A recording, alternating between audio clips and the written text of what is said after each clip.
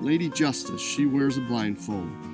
Well, there's some things our judges need to wear a blindfold to as well. How about the breed of the dog, or the breeder of the dog, the handler, the owner, the scout, the horses the scout and the handler are riding? These are all things and more that good judges will look past. They know how to look past it. They know how to shut their ears off to some of the politicking. Let's keep talking. Judges have to be looking past a few things, and that's not an easy thing to do, to look past a handler blowing his whistle, hooping and howling, and scouts ducking and hiding, and hard to do, but a good judge can do it. And if there's a better performance that's done without all that extra hooping and howling and whistling and fanciness, famousness, then that's the dog that should rise to the top, right? Well, let's talk about a performance of judges that I watched play out at the National Prairie Chicken Championship. Two fellas, Luke Eisenhart and Mike Wren, came up to judge the trial. Now, I'll tell you what, I remember cutting a few dogs loose, and in that trial, my dogs weren't performing. They were not doing their job, and truthfully, Dennis wasn't doing his job either. But I'll tell you who was doing their job, and that was those judges. Now, I'll tell you, every time I went to raise my hand to show my dog, yes, Dennis, we're looking at him.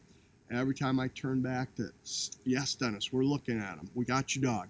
I watched these two guys. You talk about wearing optics out. Their eyeballs going from hour to hour to hour. And it's a wild bird trial. Things happen a split second, you know. Well, this is the job, and these guys were getting it done. Now, I don't remember who won, and we rarely do remember who won, unless you're the dog owners and handler and scout and all that. But the rest of us were there. We're having a great time. Let's move on.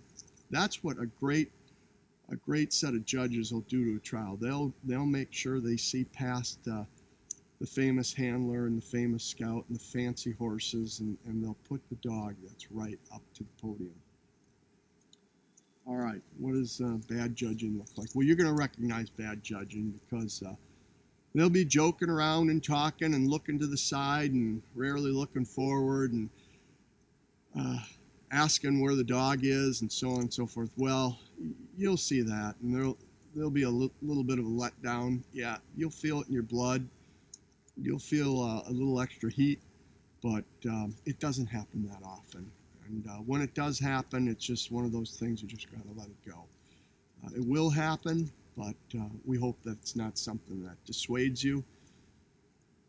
This judging is a tough job. It kind of reminds me of these poor fellows. I shouldn't say it that way, but these guys and gals running around writing parking tickets. There's not many people who like parking enforcers, right?